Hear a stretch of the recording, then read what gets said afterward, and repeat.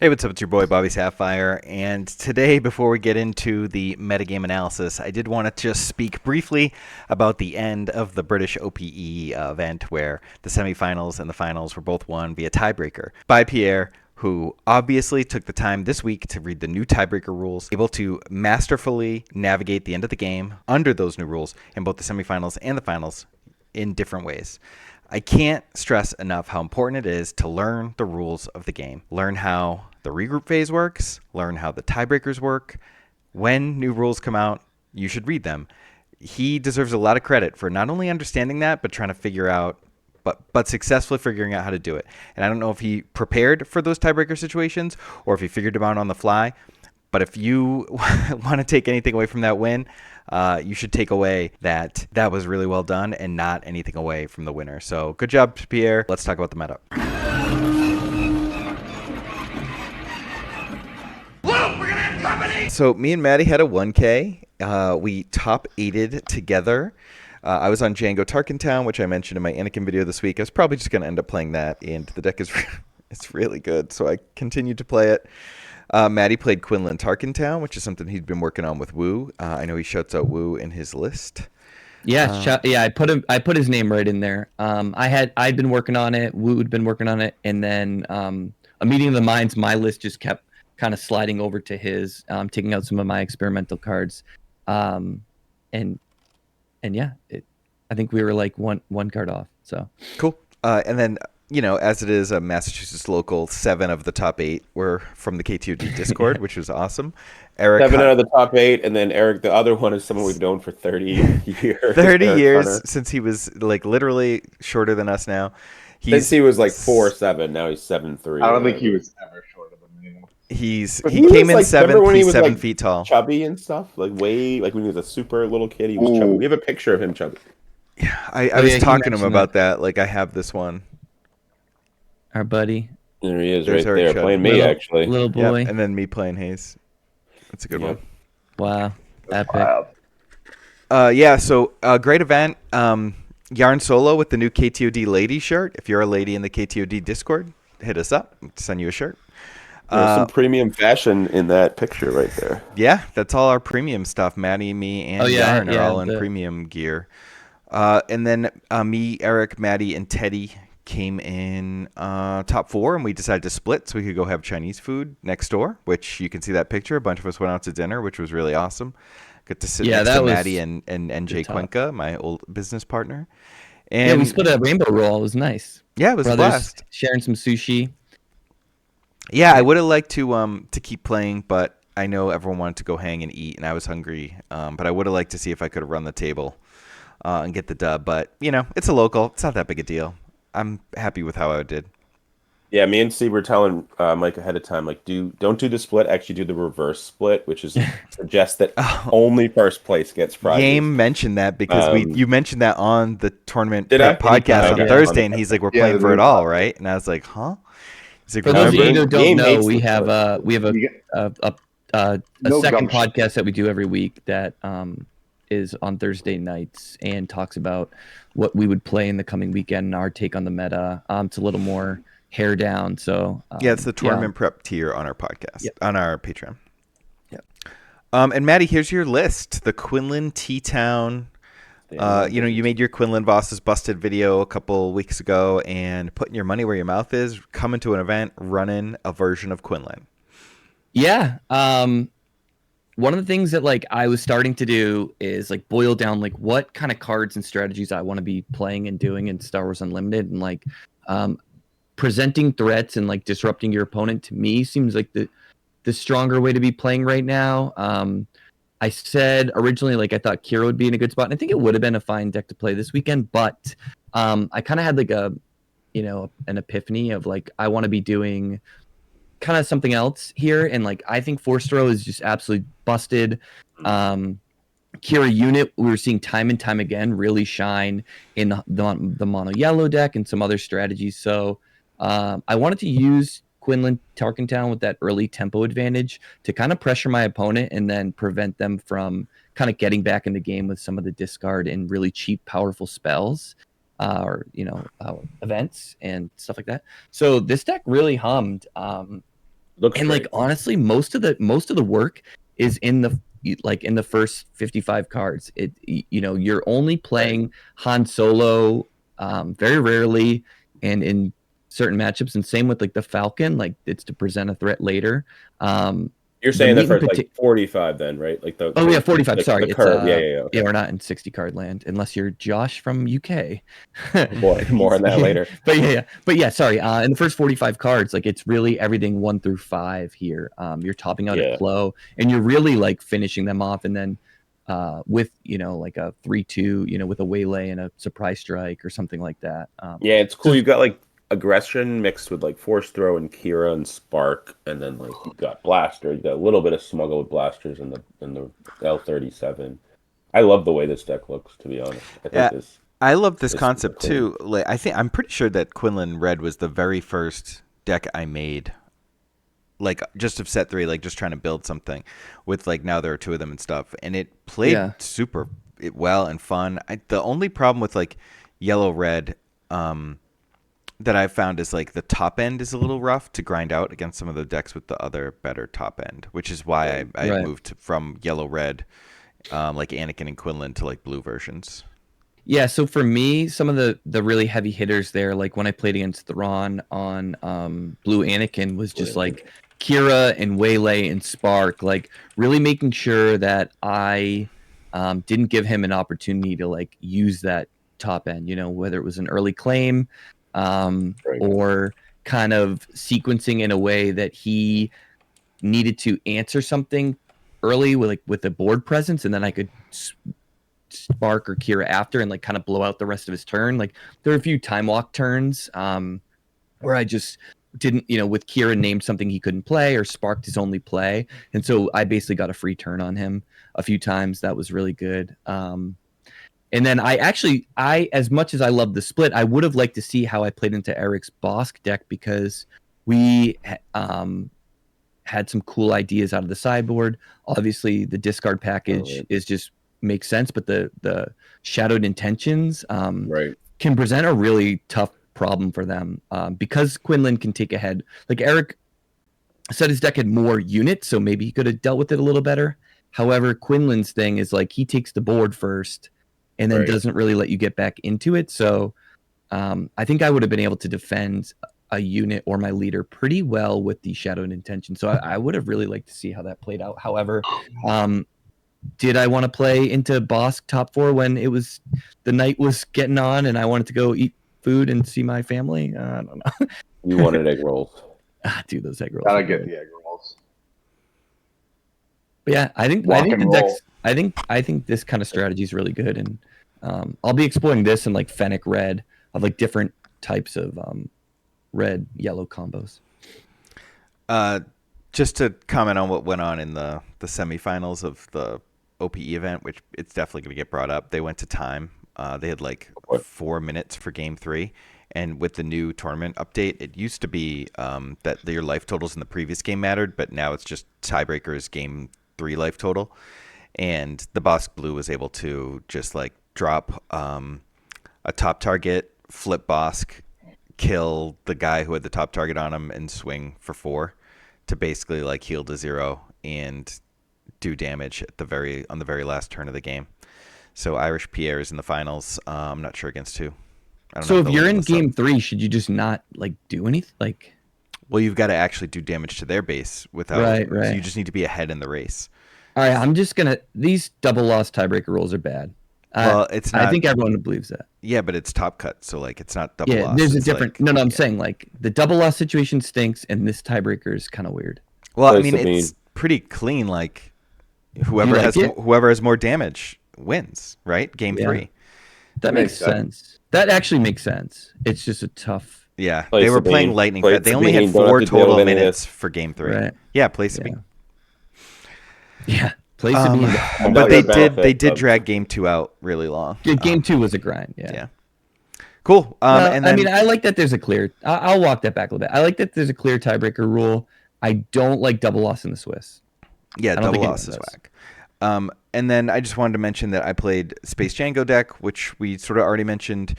Obviously, I have a deck tech video from a couple weeks ago. Both our teammates, John Tata and Alex Blandon, did really well at SCG with it.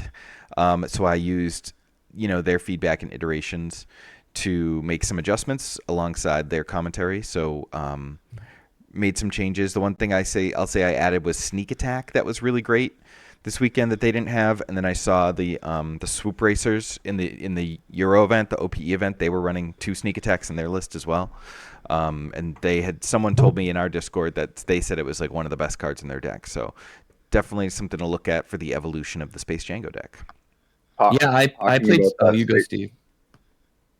You can go, Matt. It's all. I was just gonna say I played ahead. a few. Yeah, me too. I played a few games with it. With your version, Mike, the night before the 1K, and the sneak attack was absolutely busted. So I concur. Yeah, I get to have an insane turn where I did the TDR for a Ruthless Raider on turn 3, and then on turn 4 I put it in there with the sneak attack, and I did probably over 30 damage. I did do over 30 damage before I even flipped Jango. That's insane. Yeah, it was crazy. If you can go back 1 second. Oh yeah, of course. I just have I'd love some feedback from the community if possible. If everybody could please go take a look at that Space Jango deck tech and settle a quarrel that we were having with KTOD. Who is that a hologram of? Is there like a way we can like poll people? Because like I'm pretty sure it's somebody.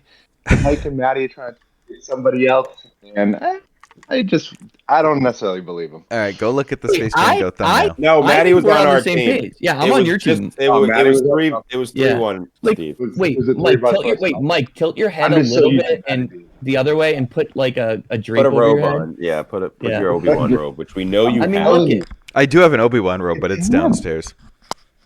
It's you right there, dude. That's it. I don't know how It's Symbiote raining did on that, Camino. man. Symbiote's goated. Yeah, the AI stuff is really impressive. He went back into the movie and put you in. That's how freaking Yeah. good Symbiote is. That was good. Suck it, Lucas. That's the real special edition. All right, so tons of events this weekend. Wanted to shout out some of our people doing really well this weekend. A lot of W's up there for our subscribers, posting in the Discord just what they did. Case tournaments, multiple case events, right? 3 case events up there. There's a showcase event up there. It's just like local store showdowns. Look at a Jango winning. Yoda Killer won the streamed case event in Chicago. You can check out the stream. I think it was on Late Night Gaming and probably TTI. I'm not sure exactly. I was out yesterday, but he won with Cad Tarkentown. We got Krennic winning one in Pensacola. They split, but and then DJ Deathstar, shout out. He ran the Yellow Emperor Palpatine we've been working on. DJ Deathstar and I played coffee games yesterday morning before both of our events, and we both did well. So that was pretty cool. Yeah, that is awesome. He cited that as like really helpful for getting into game mode. Yeah, and then we love hearing how people are doing, and there's tons of events, and set 3's like popping now. So hopefully every time we podcast, we'll have a lot of different events to talk about and like start to get a shape of the meta. What are you guys thinking in terms of like meta, like globally? We have a good mix here, but there's like Sabine's at the top, Jango's at the top, Cunningham's at the top, Cad Tarkentown's at the top, and then also Green Director Krennic, Yellow Pal. We're looking at this OPE event. The finals are Bossk Blue.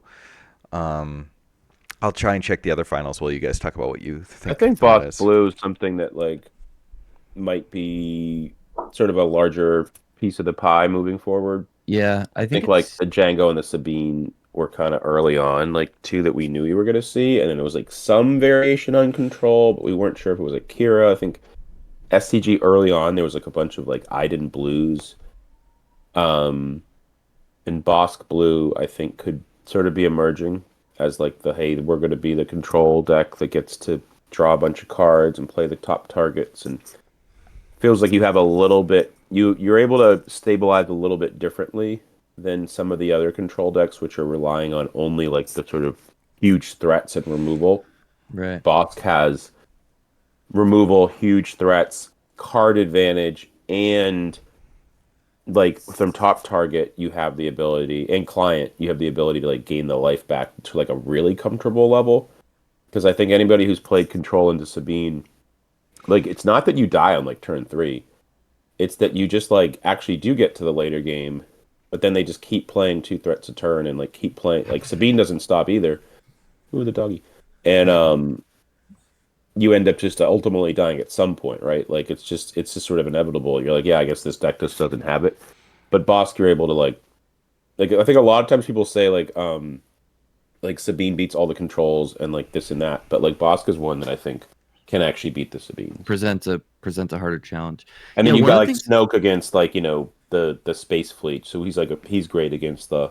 I imagine he's really good against the Tarkin deck, against the Right. Jango decks. Obviously, he's good against Tarkin, but against the Jango decks, and like, yeah, it just feels like you kind of can. If you're playing Boss Pool, you can be like, all right, I'm gonna do this against Sabine. I'm gonna do this against Jango. I'm gonna be bigger than all the other stuff, like the Quinlans and stuff like that. And Right. you can actually sort of feel pretty good about your matchups across the board. Yeah, it's Yeah, kind of and I like. think Go on, Steve. Go. I was just gonna say, and I think the further we get into the meta, the more we're gonna see on the rise of the control decks because they're starting to figure out those Right. numbers and what they have to beat and what avenues they need to take. Whereas maybe like a week ago or 2 weeks ago, I guess 2 weeks when we did the last one, it was still very early in the set in the meta, so that's when the more aggressive decks are always going to shine. Right. Yeah, that's a great point, Steve. I had the same kind of trouble of like, what am I actually supposed to be leaning in towards? And if you try to lean in to beat everything, you beat nothing. And if you pick the wrong thing, you're in a tough spot. So I agree. I think Yep. we're going to see the meta kind of slow. Sabine and Jango are still insane, but I think that people are going to try to beat them, and then the boss deck goes over the top and yada yada.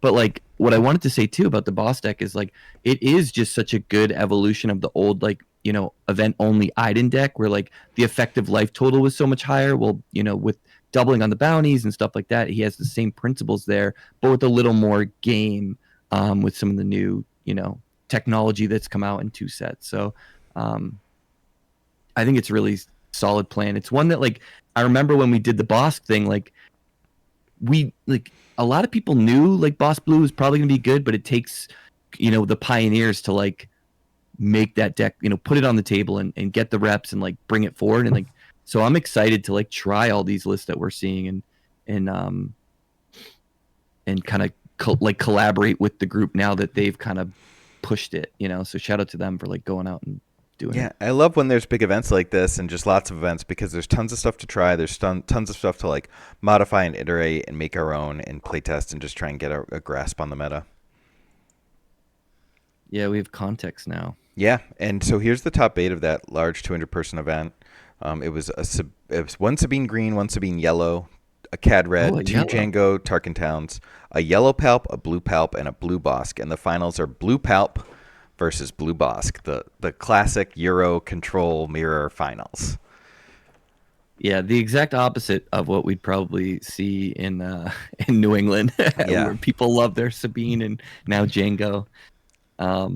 Yeah, I mean, I like we just were talking about. The boss deck obviously has game, and if you're into one of these slower metas, I totally see why you'd be on Palp. I actually really like that yellow version. I wonder what would have happened if they didn't have like if it was an untimed games, like. Yeah, Because or there are so many interesting someone things. scooped earlier. I got to imagine that the Bossk is pretty favored into blue Palp, but I really don't know. But we could see Irish Pierre taking it down. We'll have to see. I think we'll be done by the time the game ends. But this is a pretty interesting meta breakdown. This is all the decks that are like about 3% or more of the meta at this event. There were 28 Anakins. It had a 47% win rate and 0 in the top 8. And like conversion rate's a little tough when it's top 8 because like it's really We don't know. it's not necessarily indicative of the 200 deck people's itself. a lot. Yeah, I'd if look it at was like the top 16 if I was if looking there was for a top conversion 16 rates. conversion would be better, or like just call it 6 and 2 or better. Like how many people went Yep. 6 and 2 or better. This event chose to run limitless, which it has a lot of the superiority stuff with the integration of deck lists in terms of like I can click on Anakin Skywalker and see how every person did, and then I can also see all right, how many people played 3 force throw versus 2 force throw or whatever, and what were the win rates of those people. So like the statistics you can get into on Limitless are actually insane. Probably would make some good content digging into some of that stuff, especially if we had a lot of events. Yeah, that like when I mean, I know we're on Melee and that's the world we're going to be in, and hopefully they integrate some of this stuff. But when it was like Limitless was the thing people are trying, the content surrounding these events, as we're seeing that we can pull this up, is just so superior. So hopefully they can get some of that stuff in so we can shine a light on what's going on better. Definitely. 62% win rate for Sabine, put 2 in the top 8 out of 12. 66% win rate for Cad Bane. That's cool. Only 1 top 8, but that's an insanely high win rate. And then Palp 1, 62.5% win rate, converting 2 in the top 8, including now 1 was in the top 4 and 1 was in the finals. So yeah, definitely and some Palpatine, set 3 Palpatine, playing both sides. That's kind of cool. Yeah, low win rate, one of the lowest on here, but yeah, Sadly. It is a tough deck. It's a tough deck to run. tough deck to figure out for sure. Yeah, it's a cool one though. It's a cool concept. I'm so glad they made it, and like I was saying this yesterday. Like it's a leader we'll go back to every set, you know, and every meta just to see. But it's yeah. I mean, I'm excited for that yellow palp. Like I can't wait to see what you guys come up with it and take what Josh did in this event and like kind of. Yeah, and see all the angles. It's possible he didn't really even think much about Sabine because it doesn't seem like a huge part of the meta over there. Correct. I think he played it like once, right? 6%. Yeah. But like with us, we have to take it into account. That's why I'm trying to. It would be like the third, like Anakin for around over here. Like Anakin, Jango's in a good spot. I think Anakin would be like the Sabine number. Yeah, and Sabine would be the Anakin number. Right. Yeah. Or close to it. But like that's why I'm trying now there are 2 of them to try and get like an early 5-drop to kill something or to get a 7-drop Cad Bane or Maul to kill something big or steal some stuff. I think the Cad Bane cheat out is the move. Yeah, I still actually have Vader's over Maul, but like DJ that Death Star was testing Mauls. I think Vader's better at stabilizing. But Maul gets lots the to combo. test. But yeah, Cad's insane. Like being able to, if you're behind, he can often steal 3 guys. Right. Steal the guy, kill the leader. Especially if it's early because they're all like little booties or they got hurt. The one thing that's cool about the Maul is you can put the damage on. Like say you like, I'm assuming you have Bazine. Like you Bazine into Maul. Oh yeah, it's all Underworld. It's like full McClunky Underworld. The only Imperials are Vader and Super. You could even like do Bib, which would be probably not good, but like you port the damage over to that thing, and then if you draw another one, like you could have Maul and like something else, which would be kind of nuts. Yeah, I don't like, hate you do Bib. The ambush kill. Yeah. I have the Kintan Intimidator. Got it. Yeah, he played that into me. Yeah. Cool. All right, we can start looking at some of these lists, especially the 8-0. This is You Can Call Me Al's. Sabine he ran the table and Swiss went 8-0. Justin, he's got 3 Admiral Yularen in this main deck. What do you think about that? Yeah, I mean it's a cool idea to get I like the Anthem effects. I have the Donna right now in mine, so that's a sort of different take on it. I think I really like Fighters for Freedom, so that's a hard cut for me. Although he does have them in the sideboard, and I really like the Rebel synergy with everything. He's got the Spec Forces and the R2s too, so I get what he's kind of doing. He's going wide, and Yularen makes those guys kind of harder to pick off. And then obviously the 3 Bright Hopes is cool. It's also cool that he can like play a Spec Force maybe like on turn 2, like another 2-drop, and then like Bright Hope it, like draw a card. That's kind of nifty, like an R2 or something like that. Yeah, and so it makes a little extra value as Bright Hope. It makes Spec Force like a clone deserter. Like it's a 2/3 with this guy. And then what it can do is it can shut down like village people for a turn and then hit it and not die back. Right. Yeah, I think the only sort of immediate feedback I think there's a lot of good things with this list is that the 2 copies of Red 3 are sort of anti-synergistic with this because you're trying to go wide. If you're going wide, you might as well get the extra, and also the 3 Bright Hopes protect Red 3 too. So I would say like that'd be the one thing I'd look at. Obviously, I have my list that I really like. And then the other thing in the sideboard is like the Ewing reinforcement is really interesting against some of these control decks. That's something that I thought about. I think at Delphi, the 4/6 ship is also pretty good there. I also don't have Timely in my main, like dances in my sideboard a bit. But I like a lot of what's going on here. The Darksaber in the board is an interesting one for me because I like it in the mirror but post board in the mirror, it's not as good because people have confiscate. Although that's somewhat outdated, right? People like you don't have confiscate in this sideboard, Right. so it could be just the type of thing where like it actually Darksaber sort of morphs from being like this incredibly powerful thing in the main, recognizing that it's not very good in the Jango against the Jango deck, so it goes away completely, and people have confiscates, you don't want it, to then being like, oh, maybe it's actually a sideboard card for the mirror because the mirrors don't have room for the confiscate. So it's one of those things that the metas evolve, and you just kind of have to anticipate what you might see. Yeah, and there's a lot of Sabine's good. I mean, it's got the heavy hitters, right? You've got the K2s and the cat. It's got the medal ceremonies. He hasn't like cut any of the very important cards, which sometimes you do see in the Sabine lists of like, oh, they'll go 2 medal, or there won't be Rebel Assault. Like you have to play those cards. So Yeah. Yeah, It's like the list a lot. definitely, yeah, it's interesting. The U-Wing for Wrecker plus a 1-drop sounds really cool. Yeah. The one thing I wanted to say real quick is like, Yularn's a great thing to try because like one of the things we found about Medal Ceremony is it makes all that math, like barrage math and stuff like that, kind of wonky. So I thought that was kind of like a cool ad. That's like built in. Yeah, it's like half a Medal Ceremony It's like- on your 2/5. Yeah, they have to target him with the barrage then. Yep. And then the other thing real quick is like it is cool the Darksaber iteration that you just highlighted, Justin, because that's something you've been talking about for a really long time with sideboarding of like I think one of the old examples was like Fang Fighter, and it's like the leveling of it all. So like now the lists are almost leveling where it's like, okay, Right. confiscates, we're not going to play Darksaber. Oh, they know we're taking out Darksaber, we're going to put it in the sideboard. You know, it's really interesting. Although I will say, like Bossk being a player, like if confiscate's not in my deck right now at all, and then I'm seeing Bossk and I'm like, yeah, it's gonna go back in, and R2's gonna go back in more heavy. Those are the cards I really want to be playing to dig for my confiscates and timelies and stuff like that. So the sideboard could emerge as a different type of thing. I've been high on Daring Raid, but like maybe that's something that's just you don't have room for, and you lean on Bright Hope for the Jango matchup. So kind of see where it goes. All right, here's that blue Bossk we were, alluding to and talking about while watching the stream.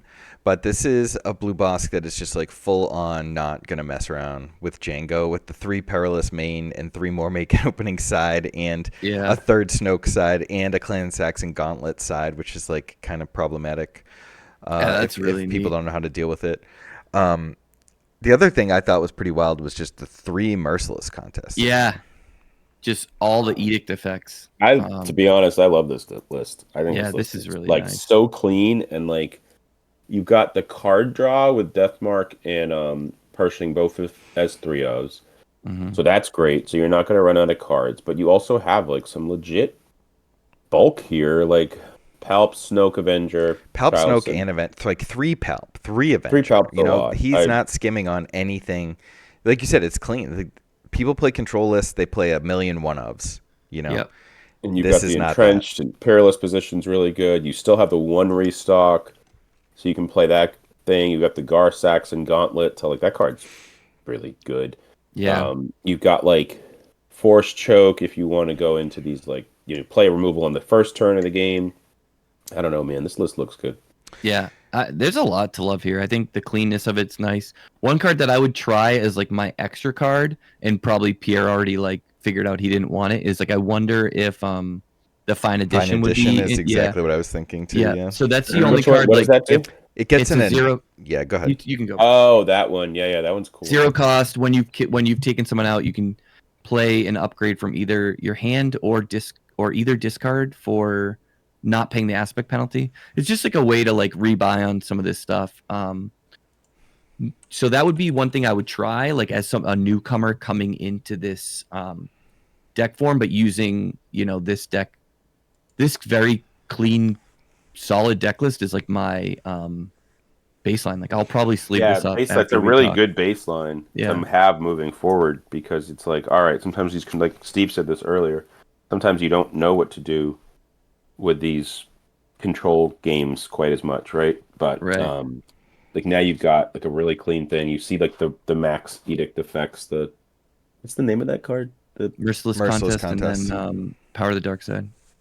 Yeah, I got this Hyperfoil Fine Edition. Dude, yeah, so there you go. Ooh. And like one point I want to bring up is like that's what you should be doing when you get lists. Like when you get one of our lists or anyone out there, like sleeve up a list that you like and then start tweaking it. Even if you go back to their list, like onboarding yourself means trying out the other cards that you think might be good and or not, and you understand why. Because like when we talk about deck building, the deck is so much more than 60 cards. And like Justin's saying with the Sabine example of like different cards that are coming in, when you onboard yourself trying out those cards, you know which cards are going to swap in and out as the meta develops. So like if I was somebody who's interested in this archetype, I'd sleeve up Pierre's list and then I would get to cracking on different little tweaks. And like if you come back to his exact 60, great, that's awesome. But now you know the extra stuff and you have like a database in your head, which I think is the most important thing about card games. And like the list is just a snapshot of what you want to be doing for a specific tournament that you've set a goal for. Yeah, but a corollary to that. Go ahead, Steve. I was going to say the important part too that you're talking about is those extra 1 or 2 cards that you're going to be changing are very, especially if you're playing control, very dependent on what your local meta is. So like where we play, it's going to be the percentage of Sabine players, the percentage of whatever at like Great Stores is going to be a lot higher than necessarily what he's playing over in the UK. So even though this deck may win the entire event, like you're still going to want to change those 3 to 5 cards based upon what you're expecting to see at your local tournaments. Yeah, and not only that, but the meta is going to change based on something like this. Like now everyone's going to know. So like anyone telling you to play their exact list is nuts. Like you should be making adjustments, and like you can't just go playing last week's list. Like you need to make adjustments. At least try them. And like if you do end up back in there, it's not because the list was, necessarily perfect in perpetuity. It's like, you got to find the right variation for, like Matty said, the thing you sleeve up for. Yeah. I will say, just as a commentary here, the Entrenched is interesting with the 6 edicts. Like, is he playing the Entrenched on like Charleston to make him like even bigger? Yeah, I'm not sure. I'm sure sometimes, but there is a little nombo with Merciless and having just the fact that now you have 6, because it used to be like, okay, I'll play the powers first, then I'll like entrench something more in the mid game. But like you're gonna keep drawing those sacrifice a unit things, and then also like I guess the other thing there is like if you play it on your own guy, like you sacrifice your own entrenched guy too, because the new one is both. So that's something I'd be maybe thinking about. Like, would that be better? I know it's card disadvantage early, but like would Force Choke be better there? I don't know. That seems like a little weird that entrenched is in there. Yeah, the one thing that I found about some of these decks when I was playing Super Laser is sometimes those edict effects become really dope after the Super Laser block. So like you can use the entrenched, but that is a great point. Like that is probably and entrenched often bridges you to the Super Laser Blast. Like and I don't Yeah, so you can also I'm not like super well versed with these control decks, so like that's the perfect point. Yeah, I think the thing that it does do though is it makes you have to consider the timing of when to play some of these cards, which does add a layer of complication to the list. Yeah. But let's check out this yellow palp. 55 cards. Josh Freeman Birch continues to push the envelope on how many cards he can fit in a deck that we can criticize. Well, I will say, is it intentional that it was 54 for a while and we were like, oh, 54 is crazy. Like, how could you ever play 54? Is the 55, is the 55th card like a big middle finger? Screw you. I will say, like, so I talked earlier that I've taken my yellow palp towards a more underworld-based one. But I do like this Separatist version. It's just there's not that many Separatist cards. But he's got Poggle, he's got Confederate Courier, he's got P-38, and then he has that Droid Commando, the 4/3 Ambusher for 3, which is really good. It's just that's it. Those are the Separatists. So if you don't, and like obviously you can make battle droids with Poggle, they're Separatists. But if you can't get that online, the Droid Commando gets a lot worse. And he's got Cobb Vanth to find those 2 drops, and I really love Confederate Courier. But it's just a little trait spread for me. I just like it a little bit tighter on the traits. Maybe we need to push it to 60. Add some more Underworld. Just go full I Magic. will say, if you are going to go past 50, right, just to play this game a little bit. Never. No, but if you were Palp and a deck that cycles through with Cobb Vanth and like... I think it's Invaders. Like, I guess there's a world where maybe that's like not that worst thing ever, like because it's Palp. But Yeah, I but don't don't know. you want to draw your Vader? Yeah, And your Cad Bane? Like, I the wouldn't more play cards more than you add in 50, but I'm just trying to like get That's in the really head of bad. Josh Freeman Birch here. Good luck there. Yeah, I mean the numbers change in a small way, but it's like more non-separatists, Right. more non-two drops for Cobb. It's just Super laser text. Well, like one principle that Justin's talked about from, Star Wars CCG, not that I played it, was like the deck tracking and like, knowing where the bottom of your deck is. And so I think there are like, and I was playing like a lot of the bounty stuff this week leading up. I thought maybe I'd want to play like Enticing Rewards and Bounty Hunter's Quarry. And like, I cycled through my deck like more than once, like 1 point, whatever. So there are interesting things that could come out. Now, do you want to play more than 50? I don't know. But just kind of It's like something to think about. The dodgeball meme. It's a bold strategy. Yeah, see how it pays off for him. but yeah, I mean he took it to top 4, so I think it's a cool he's deck. a good player. We were talking about Yellow Palp yesterday, and you've been talking about it for a while. So like, it is cool now. Yeah, We've been talking about it. We see it do well. Shout out to Josh. And like again, like I'm probably gonna sleeve up Mike's, but like I'm gonna steal some ideas from this when I do it. Like I like The 3 some of the things Devastator is going on. crazy because it's like if Palp gets to like turn 8, aren't you winning like always? Like, all right, let's just like slam Devastator. the big- I I think don't he's know. predicting the control, the UK it's control so meta. good in the mirror. Yeah, Yeah. Oh, like I think the big Yeah, thing for me is no relentless. Because Yeah, that yeah, was the always like baller card. problematic card I felt when I played against That him is a for- great point, Steve. I feel like I was watching those games and like there was a point where Relentless would have been pretty decent. I feel like. Get the 56th, maybe even 57th card in there, guys. Oh, Yeah, get it up. all right, and here, so I guess I spoke too soon. It's Palp. They didn't play the other top 4 yet. It's Palp 4. It's this blue Palp versus one of the Jangos. In the other semifinals, they staggered them for the stream. Would they give him like a lunch break or something? No, they just did one top 4, then the other top 4, so they could stream all of it, Got it. like they used to do with the Magic Pro Tour. So this is the blue Palp. This very. It seems like very cloud. There's nothing too spicy in here. The Traitorous is. He's got Perilous and Traitorous. He's got the Client. I don't know. It's like your classic official, lots of control, blue one. No merciless contest in this one. Yeah. Yeah, no think overwhelming I'd like barrage to because get you don't an opportunity. play any units to barrage off of. Yeah, that's one thing with Palp that I've done too, is like go up and down on barrage. Yeah, like if you look, Yeah. it's like it's Black Sun Starfighter and then it's Vader. Like there's no units from 3 to 7. yeah. Yeah, Then you got a wild. bunch of removal, but I mean, pretty wild. one of the things that I had trouble with in like middle of set 2 with Kira was like not having things to barrage. So like I do get that. Yeah, it makes sense. No, I don't think it's wrong. I think it's just It's just silly such an green interesting deck. point of like freeing Green yourself up and being like, hey, like I'm gonna challenge some basic assumptions. Like I'm not gonna play barrage in my blue green villain deck. Like I feel like it's an auto include for so many people, but like try it. Like why? Like there's no point in not. And Well, we're kinda seeing these found a control good decks sort of starting to rise, so Yeah. I think they're maybe very comfortable with what they're trying to do, and then like these control mirrors, and then they're recognizing like, I mean, there was a Sabine that went 8-0, and I imagine it probably lost to one of these control decks. So like, it's not like a drawing dead situation. Maybe it's Perilous Position is the card that's really is like the goat. is the I think card Jango that took it got out, people but there, yeah. This is the one where I would want Poggle. I Well think cloned. he's an official. You Yeah. can get the engine on a little bit easier with all the removal. Like you can protect the engine a little bit. So I think I would like Poggle in this one. I'd like to try some blue Palp with Poggle. Yeah, I like Poggle. I think that's a good call.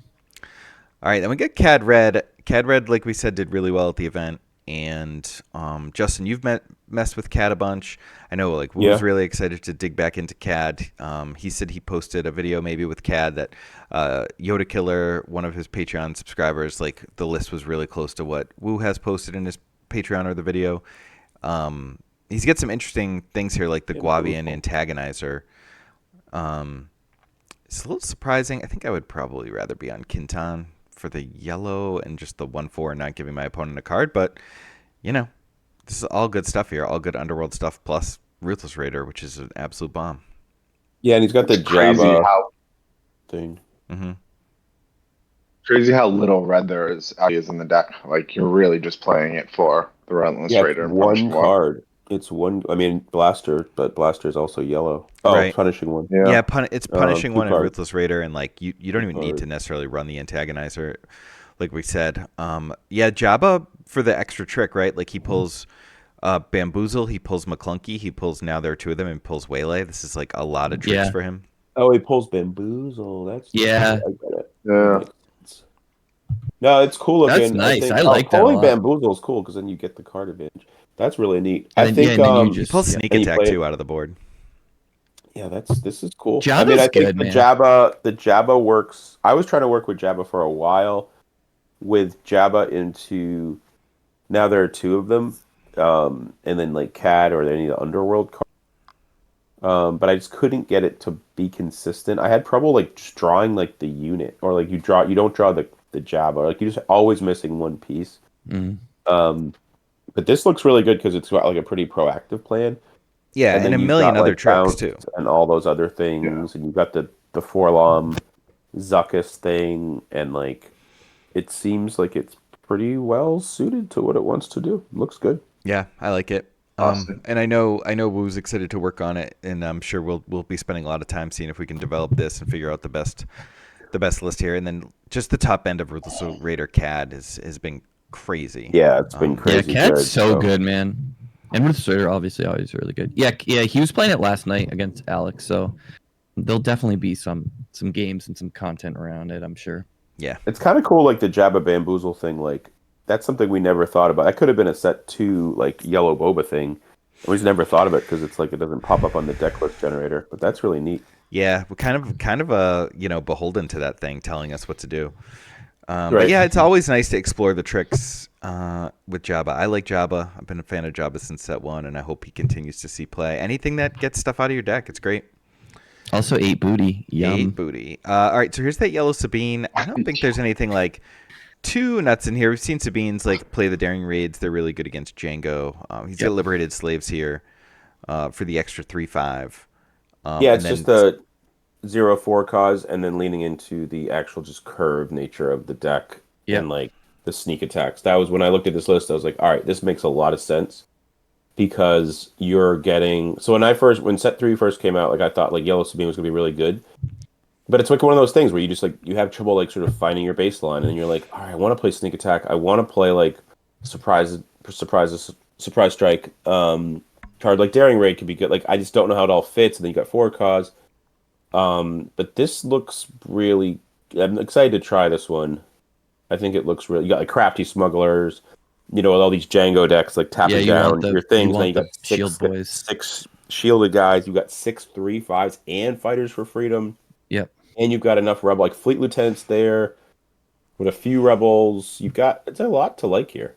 I like that the sneak attack frees you up from just being like a regular curve deck. Like like one thing that we've seen get eaten alive is decks that just straight curve out, and so you do like the early curve or like a 2-3-2-2, and then like your sneak attack is letting you like sneak out a K2 and then also do something. So I like that. Like it kind of frees you up to like go wide. And use all your versus, cards, like, right? That's what aggro wants to do is like use and every just, single one of their cards. If you end the game, you lost with a bunch Go of cards Nova. in your hand. Yeah, right. I like the added value L3 has gotten now too. That CAD's actual build card that people actually do capture. Yeah, Mike, you should revisit not Django. What the heck's his name? Lando and Zori, and just go absolutely Nova. Yeah, and then you don't have to worry about it. Maybe I'll see if we got any help with set 3. I'm not sure that we did. In the red yellow seems early. close. I know, but these are all other than R2. It's all set 1 stuff. 2 and 1. Sabine. Yeah, but and you wouldn't even run Sabine and Lando because what you want to do on 4 is like Lando. cheat out something huge, like a Zori or a Big Falcon or something. The R2's a big. I mean, he only has. Yeah, I'll try it with R2. So this is R2's this is the Swoop Racers version of Django. They've got some innovations that we had last weekend. The Crafties, the One Tie Advance, and Imperial Interceptor. They're on Confederate Tri-Fighter, which I'll still maintain. Like I don't like it doesn't do anything against the best heal card in the game, Vigilance. They literally get to destroy it and then still heal the 5. And then heal. So right. like I'm not saying it's not good in every situation, but it's not good against some of the best cards. So I don't. You prefer Wolf, right? I like Wolf. Wolf Because it turns it off when played or when attacked. So after they that's the After thing. they It's like play, a they static switch effect off. versus like what How Wolf was does. Wolf Is like yesterday? a trigger. I played against Blue Bossk, and like I'll say great. this: if won every Irish game, Pierre right? like influences this meta at all, and people are playing more Bossk, like I played against Eric, he dropped a top target, or like he activated his client, and he was gonna flip Bossk and do the heal 10, and I just slammed Wolf, and it's done for the turn. He has to go next if he wants to heal, and he also has to kill the wolf. And if it's not his Bossk flip turn or something, or like I can tap down his Bossk at the start. Like I can also just like claim if he does anything, attack with Wolf next turn, and he still can't heal. So the Wolf was really great for me in the one matchup I boarded it in. I just know I don't like Confederate Tri-Fighter because I don't think it does what I need it to do.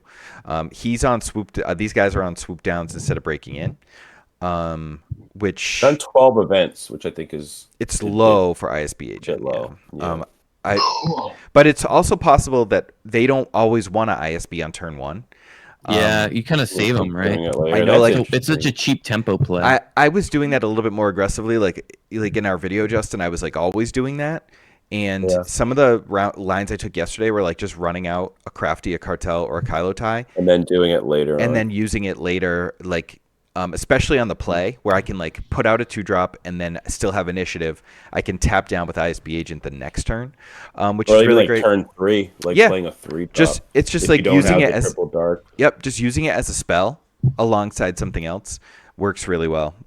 So that's probably making the 12 a little more palatable, but I still think that's crazy low. And I like breaking in.